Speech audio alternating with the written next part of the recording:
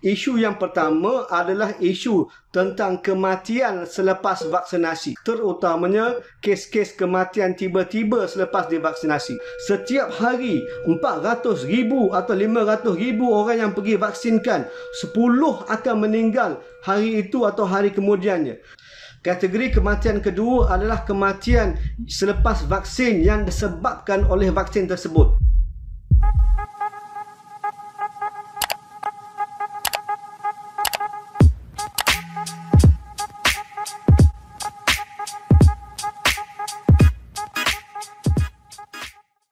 Vaksin adalah antara cara yang paling berkesan untuk mengurangkan beban dan kematian daripada penyakit COVID.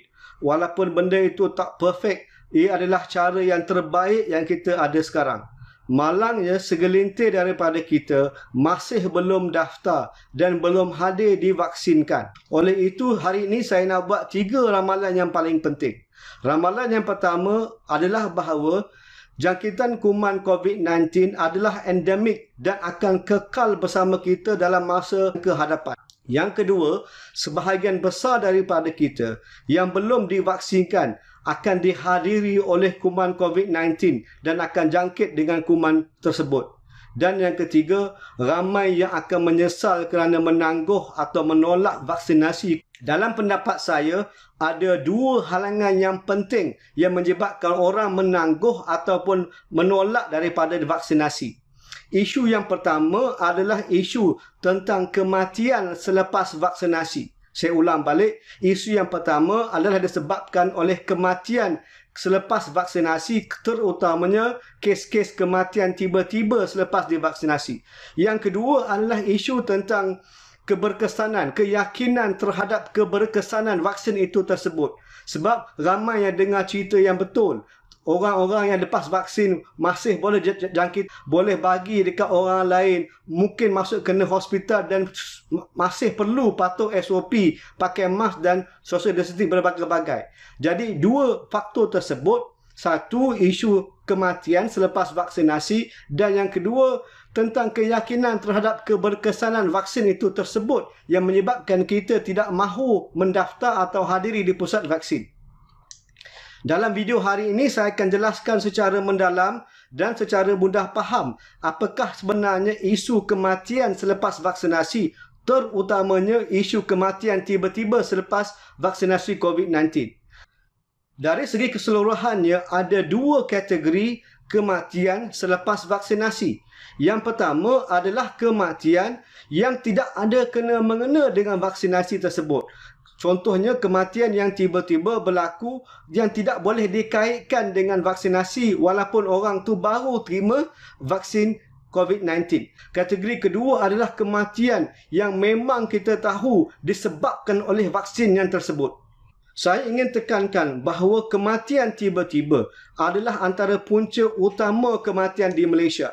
Kita sudah sebelum ini banyak dengar cerita-cerita kawan-kawan, saudara mara ataupun kawan-kawan pejabat kita, artis ataupun ahli-ahli sukan yang masuk dalam surat khabar atau sosial media, orang yang nampak sihat sebelum ni tiba-tiba meninggal. Kita pernah dengar sebelum ni berlaku well even before the COVID-19 vaccination, well even before the COVID-19 illness. Isu kematian tiba-tiba, terutamanya isu kematian tiba-tiba selepas vaksinasi adalah beban yang teruk pada orang yang terlibat. Pesakit yang kematian tiba-tiba akan dijumpai sihat dan tidak ada simptom 1 atau 2 jam sebelum kematian. Tanpa ada sakit dada ataupun sesak nafas ataupun apa-apa warning symptom yang mengatakan bahawa pasien itu tak sihat dan mungkin akan mati dalam masa yang terdekat. Kes kematian tiba-tiba akan invoke emosi yang tinggi. Jadi ahli keluarga akan banyak cuba cari jawapan dan akan cuba kaitkan apa yang si mati itu buat beberapa hari, beberapa jam sebelum kematian tersebut. Ada 2 punca utama kematian tiba-tiba. Punca pertama adalah masalah aliran darah di dalam badan kita. Aliran darah ataupun sistem pembuluh darah ataupun blood vessel system. Yang tu kategori pertama yang paling kerap. Lebih kurang 85% ataupun 90% daripada kematian tiba-tiba or sudden cardiac death is caused by blood vessel problem. Sebab yang kedua adalah sebab keturunan ataupun sebab genetik yang menyebabkan kesakitan ataupun penyakit di dalam otot jantung itu sendiri. Saya ulang balik. Ada dua sebab utama kematian tiba-tiba. Sebab pertama adalah masalah di dalam sistem aliran darah di dalam badan kita. Dan yang kedua adalah penyakit keturunan atau genetik yang melibatkan otot jantung. Sistem aliran darah puncanya adalah jantung dan sampai ke seluruh badan. Tugas sistem aliran darah adalah membawa darah dari dalam otot jantung pertama kepada otot jantung itu sendiri, kemudian ke seluruh badan. Ada dua masalah yang kerap berlaku di dalam sistem aliran darah.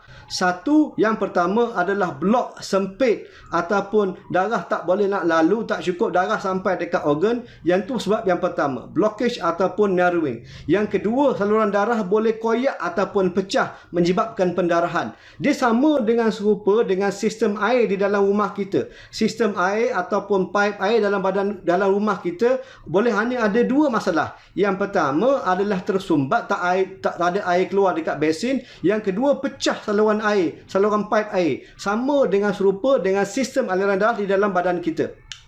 Apa dia akibat daripada sumbat saluran darah atau koyak saluran darah? Dia bergantung kepada apa organ yang terlibat. Ada 3 organ pertama yang kalau ada rosak sistem aliran darah yang boleh menyebabkan kematian tiba-tiba. Organ-organ itu pertama adalah jantung, yang kedua otak, yang ketiga paru-paru. Blockage ataupun rosak sistem aliran darah sama ada di jantung atau di otak ataupun di paru-paru boleh menyebabkan kematian tiba-tiba. Tengok gambar dekat sebelah ni, nampak jelas. Kalau ada sumbat, kalau ada sekat saluran darah pergi otot jantung, boleh menyebabkan serangan jantung, rosak otot jantung dan kematian tiba-tiba. Yang kedua, kita nampak kalau ada sumbat saluran darah di otak atau koyak saluran darah di otak boleh menyebabkan stroke atau penyakit angin ahma yang boleh juga menyebabkan kematian tiba-tiba. Yang ketiga, sumbat saluran darah di paru-paru atau koyak saluran darah di dada. Jadi sekarang saya nak tekankan bahawa sumbat ataupun blok saluran darah jantung adalah punca utama kematian dan adalah menyebabkan punca utama kematian tiba-tiba di Malaysia dan di seluruh dunia.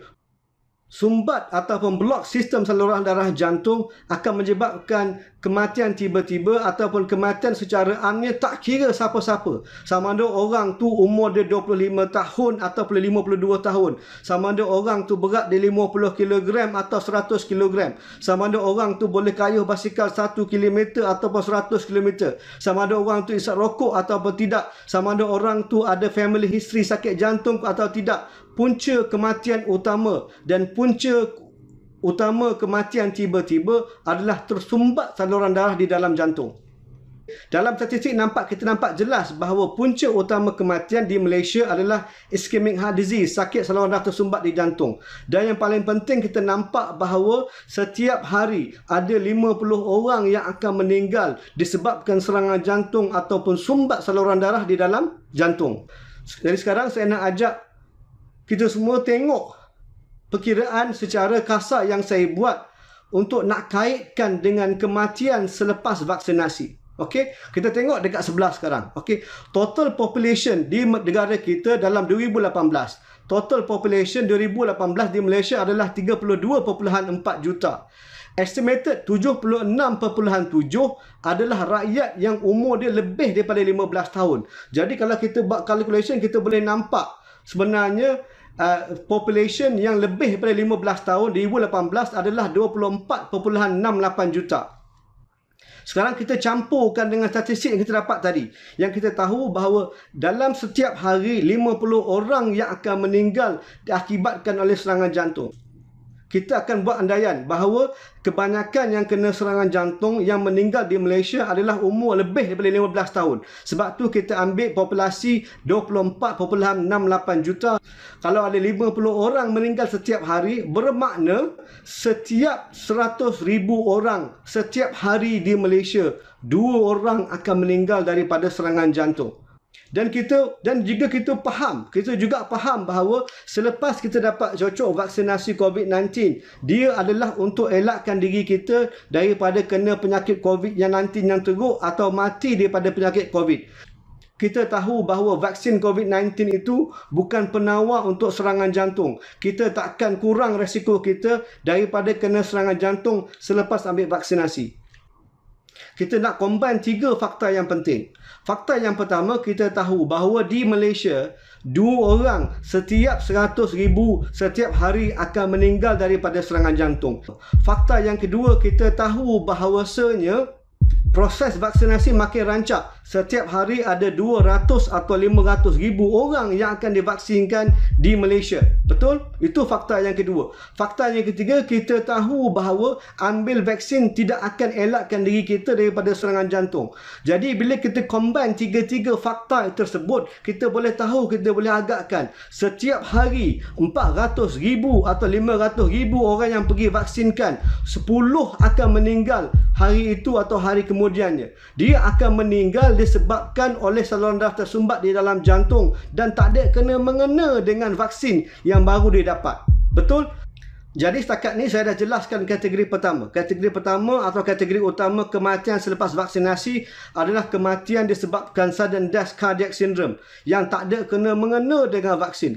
Kategori kematian kedua adalah kematian selepas vaksin yang disebabkan oleh vaksin tersebut. Kategori ini adalah kategori yang paling sukar saya nak bincangkan, tapi insyaAllah saya akan cuba jelaskan secara yang detail. Kategori ini adalah kategori orang-orang yang mati selepas vaksin yang disebabkan oleh vaksin itu sendiri. Susah nak discuss isu ni di Malaysia specifically because tak ada data yang menjelaskan berapa orang yang meninggal selepas vaksin yang dikaitkan dengan vaksin itu sendiri. Cuma kita ada kenyataan daripada Menteri Kesihatan yang mengatakan belum ada kematian yang disebabkan oleh vaksin itu sendiri. Jadi saya nak alihkan perhatian kita daripada informasi daripada Malaysia pergi luar negeri. Saya pilih negara Australia, negara yang besar tetapi populasi yang tak sebanyak di negara Malaysia, sistem kesihatan yang sangat bagus, database yang sangat bagus. I trust them because I was there for 20 years. Apa yang baik kita ambil daripada Australia. Cuma sekarang Australia dia masalah dia proses vaksinasi agak slow. Negara Australia lebih kurang sama negara Malaysia. Digunakan 3 jenis vaksin. Vaksin pertama adalah Pfizer, vaksin kedua adalah AstraZeneca. Diorang tak pakai Sinovac. Kita pakai Sinovac, diorang tak pakai Sinovac. Jadi Australian as a population only uses 2 kind of vaccine. First is Pfizer, second is AstraZeneca. Saya akan bincangkan secara detail isu tentang AstraZeneca vaksin. Okey, yang pertama kita bincang pasal AstraZeneca vaksin.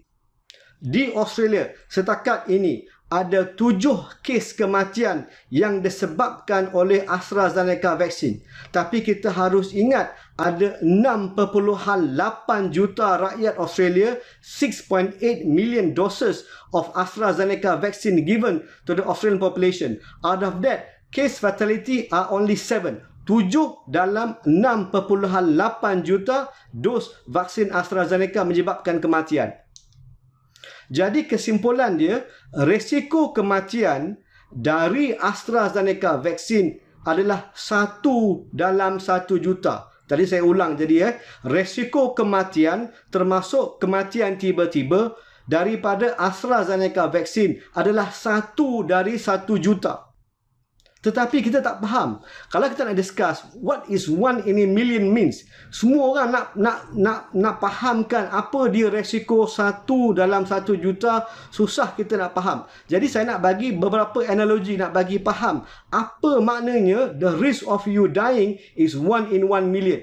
Contohnya, resiko kena tembak dengan petir, mati kena tembak petir, death by lightning injury. Resiko dia 2 dalam 1 million. Dan yang kedua, kaum ibu-ibu, saya minta maaf, minta analogi ni. Okey?